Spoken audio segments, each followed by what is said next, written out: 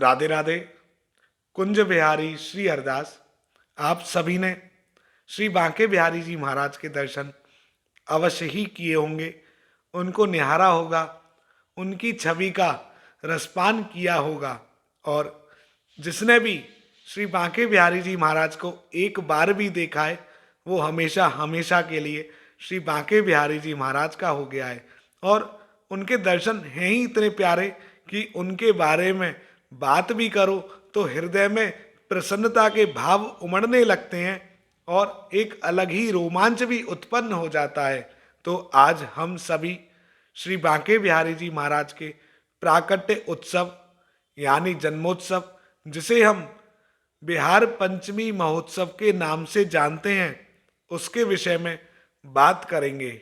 आप सब अपना ध्यान बांके बिहारी जी महाराज के श्री चरणों में केंद्रित करें और उनके जन्म की लीला को सुनने से पहले उनकी प्यारी छवि को अपने हृदय में विराजमान करें। साथ ही स्वामी हरदास जी, जिन्होंने बांके बिहारी जी महाराज को प्रकट किया है, उनके भी श्री चरणों में हम दंडवत करते हैं।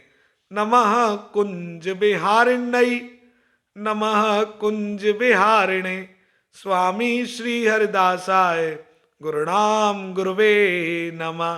कि बांके हैं नंद बाबा और यशोमती, बांकी घड़ी जन्मे हो मुरारी, बांके कन्हैया के बांके ही भ्राता, लड़ा के बड़े हल मूसल धारी। कि बांकी मिली दुल्हन जगबंदन, बांके गोपाल के बांके पुजारी, और भक्तन दर्शन देने के कारण, झांकी झरोका में बांके बिहारी। तो बिहारी जी तो विराजमान ही अपने भक्तों को दर्शन देने के लिए हुए हैं और सभी भक्त उनके दर्शनों का आनंद भी लेते हैं।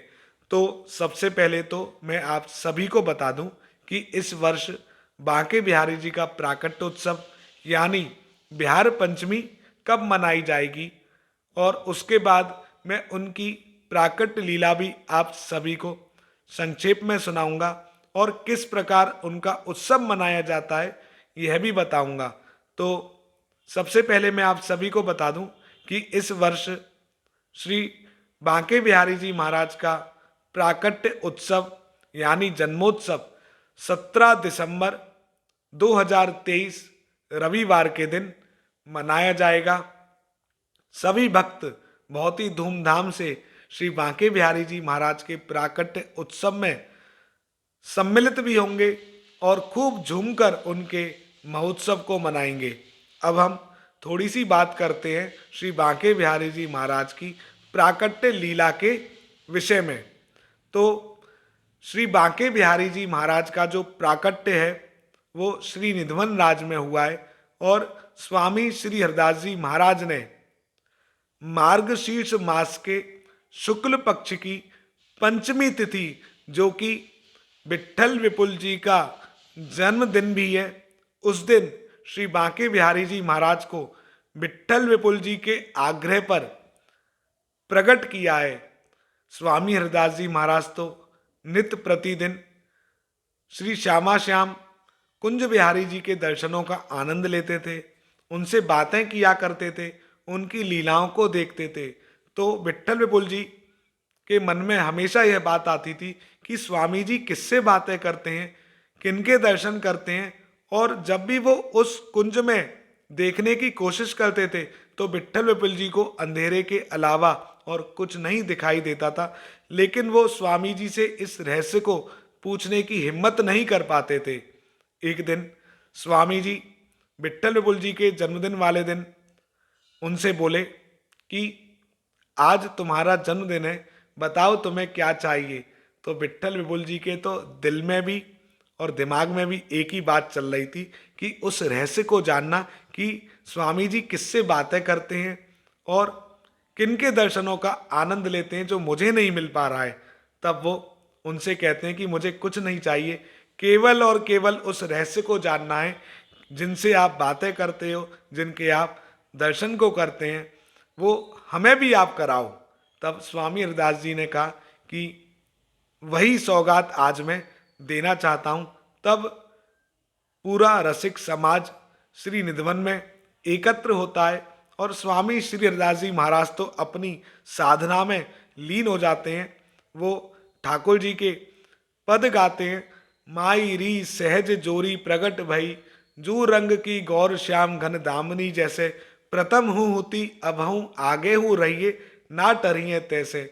और जैसे ही इस पद को गाते हैं तभी वहाँ श्री श्यामा श्याम, श्री राधा जी और श्री कृष्ण जी दोनों प्रकट होते हैं और उनका प्रकाश इतना तेज होता है कि वहाँ जो भी उपस्थित होते हैं उनकी आंखें उस प्रकाश को सहन नहीं कर पाती और सबकी आंखें बंद हो जाती हैं। तब स्वामी श्रीदास जी महाराज बड़े ही विनम्र भाव से, बड़े ही प्रेम से उनसे प्रार्थना करते हुए कहते हैं कि हे प्रभु, आप दोनों का प्रकाश इतना तेज है कि इस संसार की आंखें इस प्रकाश को सहन नहीं कर सकती। आप दोनों एक ही रूप हो जाओ। तब श्री राधा कृष्ण परस्पर एक दूसरे की ओर इशारा करते हैं और दोनों एक हो जाते हैं। तो जिनके हम दर्शन कर रहे हैं श्री बांके बिहारी जी महाराज, वो श्री राधा और कृष्ण दोनों का ही युगल रूप है। स्वामी श्री हरिदास जी महाराज की साधना का फल है, उनके प्रेम का फल है, उनकी तपस्या का फल है, जिनके आज हम दर्शन कर रहे हैं। तो ये प्राकट्य लीला मैंने आपको बहुत संक्षेप में सुनाई है और बहुत सुंदर पद है ये। माई री सहज जोरी प्रगट भई, जू रंग की गौर श्याम घन दामनी, जैसे प्रथम हूँ होती अब हूँ आगे हो रही है। ये जो जोड़ी है ये पहले भी थी, अब भी है और आगे भी रहेगी। ठाकुर जी तो नित्य विहार है, हमेशा है, आदि काल से लेके अनंत काल तक रहेंगे। अंग अंग की उजराई सुगराई चतुराई सुंदरता ऐसे, श्री हरदास के स्वामी श्यामा कुंज बिहारी सम वैस वैसे। सभी रसिक समाज ठाकुर जी के दर्शन करके बड़ा ही अपने आप को भाग्यवान समझता है और सब स्वामी श्रीदास जी महाराज का जयकारा लगाते हैं, बांके बिहारी जी महाराज का जयकारा लगाते हैं। स्वामी हरदास जी एक बात और पूछते हैं कि सभी की पूजा का एक विधान होता है, आपकी पूजा का क्या विधान होगा? तब बांके बिहारी जी महाराज एक बहुत सुंदर बात कहते हैं कि सेवा तो लाड़ प्यार की होगी। तो ठाकुर जी को तो केवल और केवल आपका प्रेम चाहिए, आपका लाड़ चाहिए, आपका प्यार चाहिए और उन्हें किसी चीज से कोई मतलब नहीं है। वो तो केवल और केवल चाहते हैं कि मेरा भक्त प्यार से मेरा नाम बोल ले, प्रेम से मुझे पुकार ले, और वो दौड़े चले आने के लिए हर समय खड़े रहते हैं। बिहार पंचमी के दिन सबसे पहले तो श्री निधिवन राज में जो बांके बिहारी जी महाराज की प्राकट्य स्थली है, वहां पर महाअभिषेक होता है सुबह सुबह ब्रह्म मुहूर्त में। और उसके बाद स्वामी श्रीदास जी महाराज की आरती होती है। उसके बाद स्वामी हरदास जी महाराज स्वयं श्री बांके बिहारी जी महाराज को बधाई देने रथ में विराजमान होकर निधिवन से श्री बांके बिहारी जी मंदिर आते हैं। अनेक बैंड, अनेक प्रकार के बाजा, सभी भक्त नाचते हुए झूमते हुए स्वामी श्रीदास जी महाराज के सानिध्य में बांके बिहारी जी महाराज को बधाई देने आते हैं। और जब तक स्वामी हरदास जी नहीं आ जाते तब तक भी देखो बांके बिहारी जी का भी प्रेम कितना है कि जब तक मेरा भक्त नहीं आ जाएगा तब तक वो राजभोग ग्रहण नहीं करते। स्वामी श्री हरदास जी महाराज जब श्री बांके बिहारी जी मंदिर में आ जाते हैं तब दोनों एक साथ राजभोग ग्रहण करते हैं और उसी के बाद राजभोग आरती होती है। आज के दिन ठाकुर जी को हलवे का विशेष भोग लगाया जाता है। सूजी का हलवा, मूंग की दाल का हलवा अथवा बादाम के हलवे का भोग आप लगा सकते हैं। बांके बिहारी जी को गाजर के हलवे का भोग नहीं लगता है, तो इसका भी आप सब ध्यान रखें।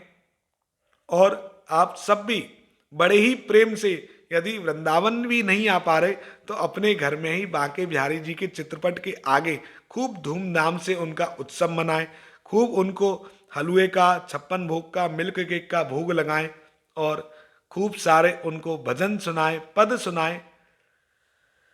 बाकी पाग चंद्र का तापर, बांका तुर्रा रुरक रहा है, वर सिर पेच माल उर बाकी, पटकी चटक आहा है। बांके नैन बैन सर बांके, वैन विनोद महाए, और बांके की बाकी झांकी कर बाकी रही कहाँ है। तो केवल और केवल बांके बिहारी जी की बाकी झांकी को निहारो, उसके अलावा निहारने को कुछ और शेष रह ही नहीं जाते। कि ब्रज धूरी प्राण सो प्यारी लगे, ब्रज मंडल मोहे बसाए रहो, रसिकों के सुसंग में मस्त रहूं, जग जाल सो नाथ बचाए रहो। नित बाकी ये झांकी निहारा करूं, नित बाकी ये झांकी निहारा करूं, छवि छाक सो मोहे छकाए रहो।